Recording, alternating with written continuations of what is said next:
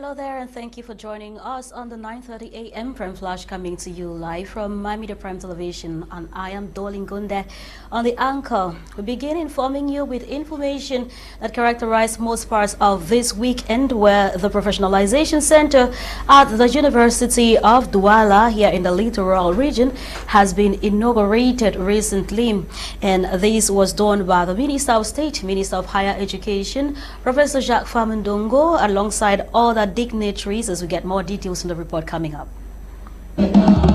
14 buildings, 67 classrooms, 3 conference rooms, amongst others, are components making up the 3.97 billion francs CFA professionalization complex inaugurated recently by the Minister of State, Minister of Higher Education, and Chancellor of Academic Orders, Professor Jacques Famundongo, here in Douala. The project, which has been successfully realized in 16 months, cost the University of Douala 3,975,000 francs CFA, from which 2 billion is a loan obtained from the United Bank for Africa, the UBA. Even before we lend them money, we actually do collect their school fees. We help them with school fees payment. It makes life easier for the students and their parents to pay school fees without stress.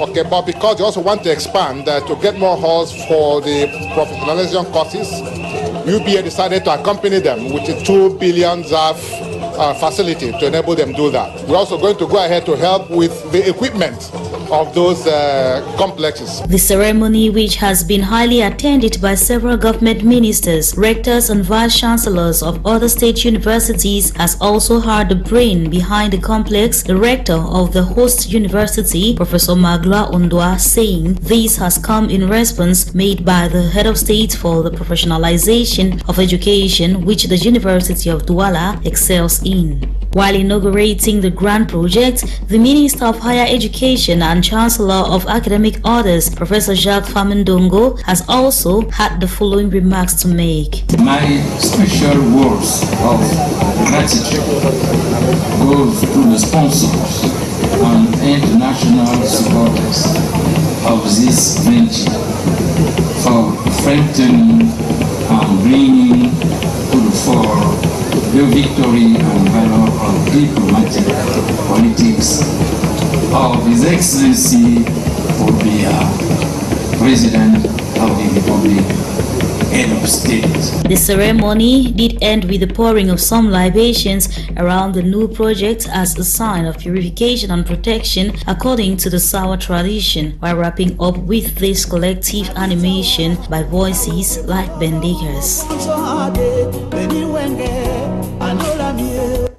You're welcome back. And now, in a bid to encourage made in Cameroon products, the Minister of Youth Affairs has recently signed a partnership deal with a local non-governmental organization, which has, of course, aims at training at least 348 young Cameroonians in the domain of bakery. We get details with Naivona, who took interest into that report and brings now the details.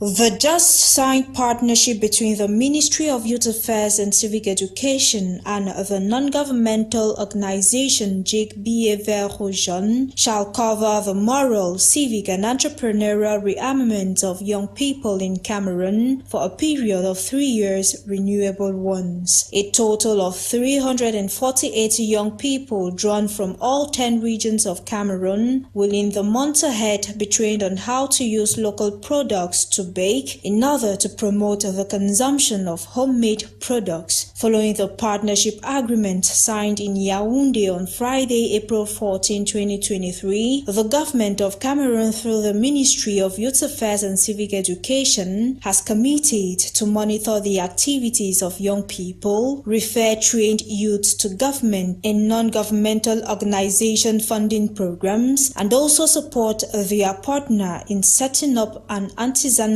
Bakers Association in Cameroon. The non-governmental organization on its part has pledged to support young people in the production of bakery products, ensure post-training follow-ups of beneficiaries, and mobilize more young people to get enrolled in the program. It should be noted, experts say if more young people are trained on producing consumer commodities like wheat, flour, just to name a few. Import dependence will greatly reduce, making way for made-in-Cameroon products to emerge.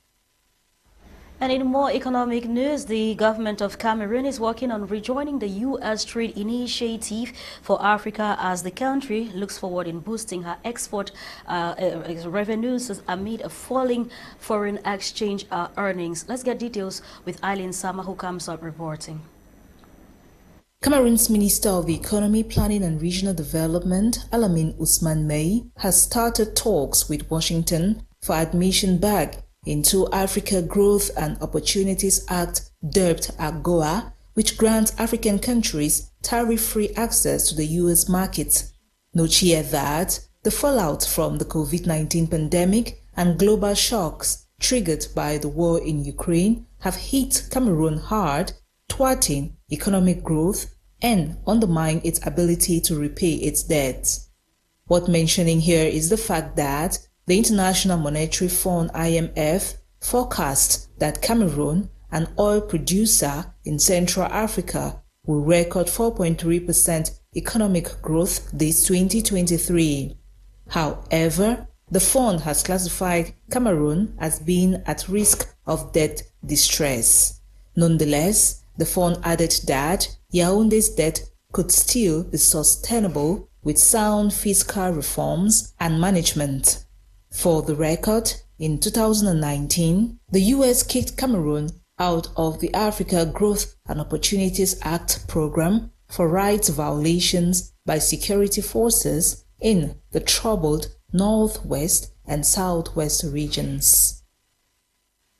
That was Eileen Summer reporting there. Away from the economic news, let's talk politics, where some sons and daughters of the Manu division have converged in celebrating their Senator Tabetando, who has been re-elected as Senator in his capacity. And on his part, the Senator did seize the opportunity in enumerating some benefits that the Southwest region has gained from President Paul Biya. Get details in the report coming up done for us by Elvis in Yawunde. After reading out the names of senators of the 3rd legislature, accoutrements were handed over to the upper house representatives. Decorated in national colors, they can now officially represent their people. Unfortunately, we don't work on projects, but we do advocacy for projects to be carried out. If it is on that line, I will speak to the top of my voice on that and advocate for projects that will benefit our populations. I will, of course, endeavor to be a whistleblower when the right things are not done. You can count on me. Supporters turn out in their numbers to encourage the senators and remind them about putting the people first in all their endeavors. You can see that the celebration is total. We can have our honorable member of parliament from Moyuka, who certainly managed my campaigns during the elections. This is a moment also for me to say thank you, and through a representative of the people to the entire populations of Fako and local councils of Fako Division. We thank God and we thank our people. Bless you all. After the official admission, the 100 senators will proceed with electing a permanent bureau that will run the affairs of the Senate for a year.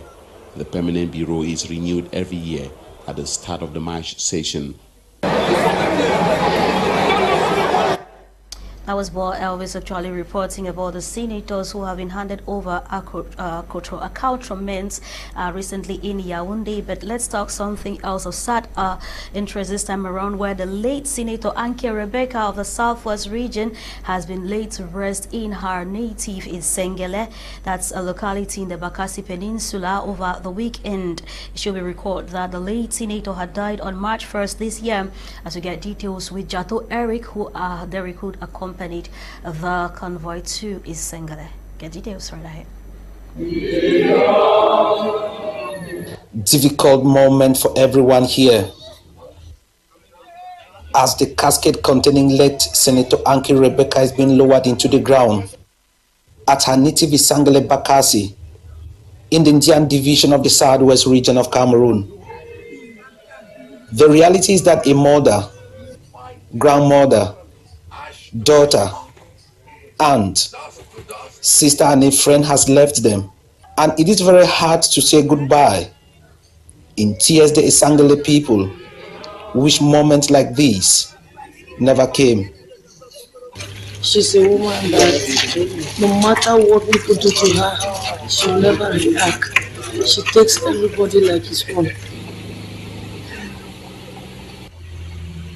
A devoted member of the Cameroon People's Democratic Movement, the CBVM, the party Secretary General sent a delegation from the party Central Committee to accompany a comrade to her final resting place. The Secretary General regrets a lot the departure of Madam Anki. The Secretary General sent very strong members of this committee to represent him because he had a lot of love and feeling for the deceased. And the Cameroon Prime Minister and Head of Government, Chief Dr. Joseph John Gute, leader of the CBDM Fondian Division, also dispatched a delegation to Isangele. Though Senator Anki Rebecca is absent, but her absence is much more present in the minds of everyone here. She's a very, very peaceful person. And so it's a great loss to the party. I hope her life serves as a model to others who are coming into the party. It's a very big loss. She was such a very committed woman. A woman who by nature is quiet, but at the same time so patriotic. She usually plays the role as treasurer for most fundraising efforts and amongst women folk in particular. She was being readily approachable. Born on May 29, 1964, at the Sangele subdivision, late Senator Anki Rebecca passes on to eternity Tuesday, March 1st, 2023, after a protracted illness. And may her soul continue to rest in peace. As that report concludes today's edition of Prime Flash. The viewers, thank you very much for according us your time. This newscast has been produced by Elvis, Modika, and I have been Dolly, Ngonde for presentation.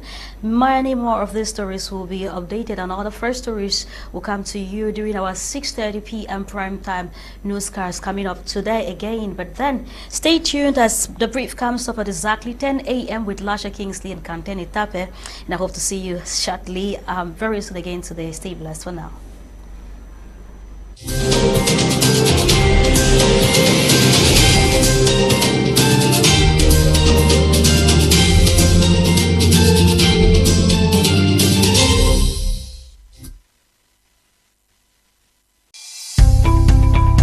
Welcome to a new world of TV broadcasting.